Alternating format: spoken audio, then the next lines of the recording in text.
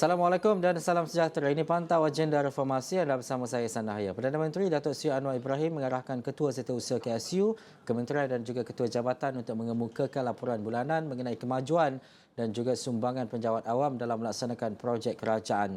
Dan pada majlis perjumpaan yang diadakan baru-baru ini bersama dengan warga Jabatan Perdana Menteri bagi bulan Januari 2024, Datuk Seri Anwar yang juga Menteri Kewangan berkata laporan berkenaan perlu dikemukakan kepada Ketua Setiausaha Negara Tan Sri Muhammad Zuki Ali sebelum dimaklumkan kepada beliau. Tata kelola dan juga pengurusan ekonomi yang baik mampu menarik minat dan juga keyakinan pelabur domestik dan asing untuk melabur di negara ini, dan ia sekaligus memastikan pertumbuhan ekonomi yang pesat. Dan apa yang dinyatakan sebenarnya oleh Perdana Menteri, ia terbukti apabila di bawah pentadbirannya yang mementingkan perkara berkenaan, dan dapat dilihat kemasukan pelaburan asing berjaya dicatatkan dari China dan Jepun serta Arab Saudi baru-baru ini. Jadi kita nak bercakap dengan lebih lanjut terutamanya berkaitan dengan tata kelola dalam kerajaan, memahami tata kelola yang baik dan proses yang perlu dilakukan seperti yang diarahkan Perdana Menteri. Kita bersama dengan Fakhur Razi Rashid, Pegawai Penyelidik Kanan Merdeka Center. Assalamualaikum Fakhur Razi. Waalaikumsalam warahmatullahi. Ya. Pertama sekali, untuk kita faham dengan kata ataupun cerita yang lebih mudah, apa yang dimaksudkan dengan tata kelola dan juga pengurusan dalam sektor kerajaan dan juga perkhidmatan awam ini? Apa yang kita lihat, pertamanya konsistensi Perdana Menteri Datuk Seri Anwar Ibrahim dalam menekankan tentang konsep tata kelola tadbir urus yang baik ini telah dikatakan ataupun telah ditekankan seawal beliau mengangkat sumpah sebagai Perdana Menteri. Even sebelum ini sekalipun dalam arena politik, beliau merupakan antara pemimpin yang paling lantang menyuarakan tentang tata kelola yang cekap, bersih dan yang pentingnya berintegriti.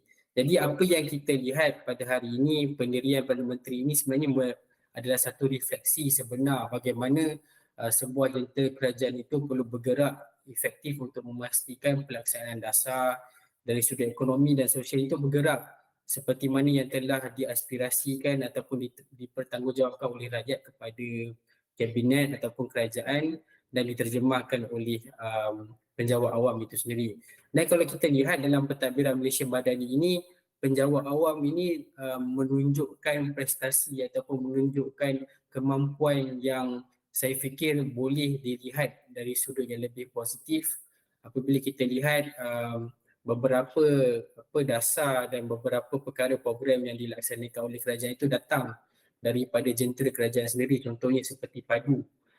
Dan ini saya rasa satu langkah yang baik, satu saranan sumbang saran daripada Datuk Seri Anwar Ibrahim yang meletakkan kemajuan bukan sekadar figure ataupun numbers dan beberapa idea yang baik sahaja, tetapi perlu diselaraskan dengan jentera kerajaan yang efektif dan melaksanakan program ini sehingga dapat dirasai oleh rakyat.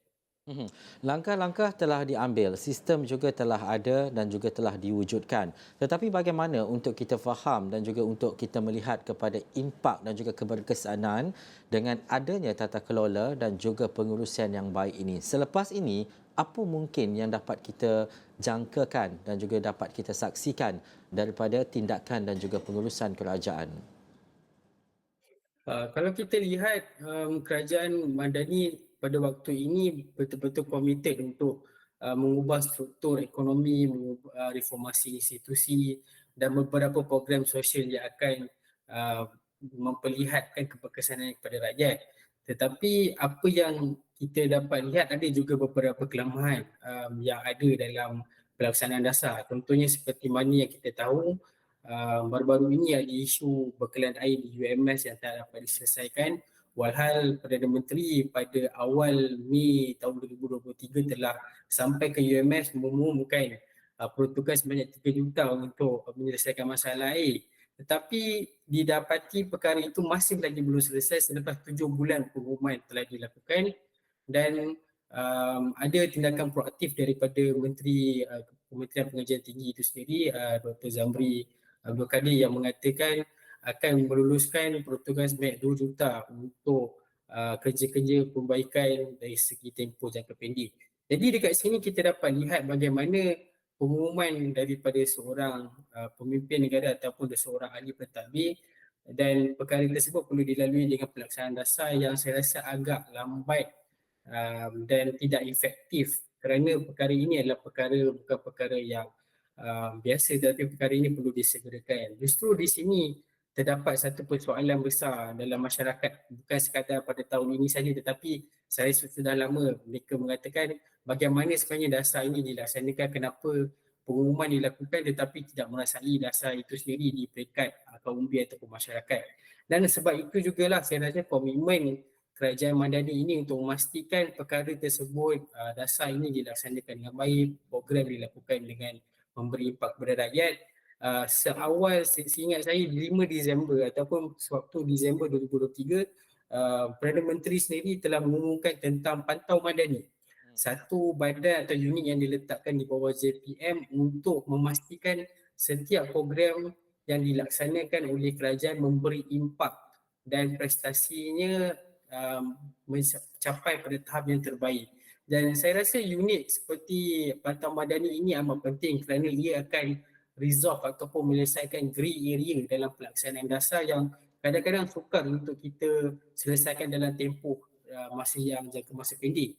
Dan inilah peranan saya rasa Pantau Madani ini perlu menjadi satu unit yang memudahkan pelaksanaan dasar itu agar impak dan keberkesanan setiap program yang diumumkan kerajaan itu sampai dalam sanubari rakyat itu sendiri. Bercakap berkaitan dengan pantau dan sebagainya, apakah Fakhr Razi melihat kepada tindakan dan juga inisiatif kerajaan ini mampu mengurangkan risiko rasuah dan juga menangani isu etika dalam pengurusan awam itu sendiri? Kalau kita melihat konsistensi kerajaan ini menentang rasuah dan memberi mesej kepada rakyat bahawasanya tata kelola itu adalah satu integriti ataupun satu perkara yang penting, saya rasa ini adalah kerajaan yang betul-betul komited untuk memastikan Malaysia berada di kedudukan yang terbaik untuk memastikan setiap pelaksanaan ekonomi, sosial dan apa sekalipun termasuklah politik tidak akan berlaku keterisan dan sebagainya. Dan seawal saya fikir pembentukan kerajaan Madani, kita dapat melihat bahawasanya kerajaan ini terbuka dalam membincangkan isu-isu berkaitan tentang tata kelola dan sanggup mendengar kritikan daripada pihak pembangkang ataupun daripada tenaga pakar dan sebagainya tentang bagaimana kerajaan ini perlu memperbaiki kedudukan mereka. Contoh yang saya boleh berikan adalah bagaimana kerajaan ini terbuka untuk membahaskan laporan Ketua Ahli Negara tahun 2021 yang dibahaskan tahun lepas. Perkara ini sebenarnya tidak pernah berlaku di Parlimen, tetapi keterbukaan kerajaan untuk memastikan terdapatnya peluang dari sudut aspek masyarakat, dari sudut aspek ahli parlimen itu sendiri, termasuklah ahli parlimen pembangkang, untuk memberi satu teguran ataupun cadangan penambahbaikan supaya perkara ini dapat diselesaikan oleh kerajaan dengan baik. Itu saja. Dan juga melihat kepada apa yang kita lalui dan juga kita depani sekarang ini, mungkin ada kes-kes yang telah dibawa ke mahkamah, ada yang didakwa dan sebagainya, terutamanya yang melibatkan rasuah dan juga penyelewengan. Tetapi dalam konteks ini, bagaimana untuk kerajaan hari ini mempelajari sesuatu daripada apa yang telah berlaku dalam kerajaan sebelum ini?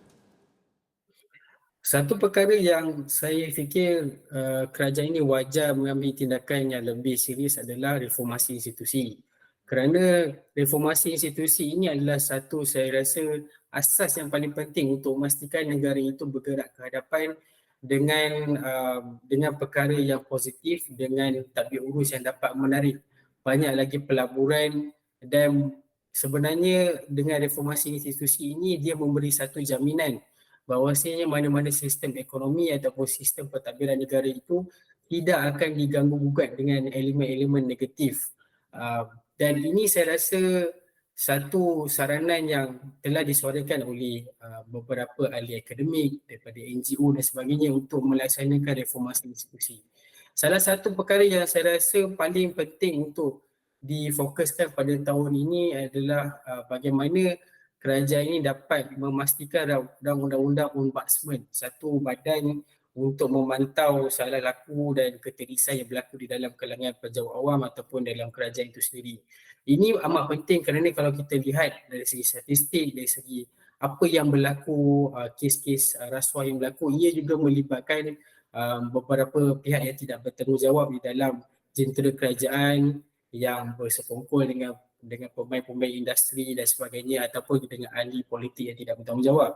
Jadi saya fikir early ombudsman ini adalah salah satu objektif yang telah lama ditunggu ataupun telah lama dibahaskan oleh pelbagai pihak bagi memastikan pentadbiran negara itu tersusun dan tidak mempunyai ruang untuk mereka yang tidak bertanggungjawab ini melakukan perkara yang tidak bermoral di dalam jentera kerajaan itu sendiri. Dan kalau kita lihat kita ada banyak aduan ataupun beberapa kritikan pandangan daripada masyarakat tentang bagaimana pentadbiran itu harus bergerak dengan lebih baik. Jadi saya rasa undang-undang ataupun akta ombudsman ini tidak boleh dilengah-lengahkan lagi oleh kerajaan dan perlu dilaksanakan pada tahun ini juga.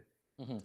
Apa kebersamaan dan juga tanggungjawab rakyat dan juga masyarakat dalam memastikan bahawa perjalanan dan juga tata kelola dan juga pengurusan ekonomi yang dilaksanakan oleh kerajaan ini dapat berjalan dengan baik? Apa sumbangan yang boleh ditunjukkan atau yang diberikan oleh rakyat itu sendiri?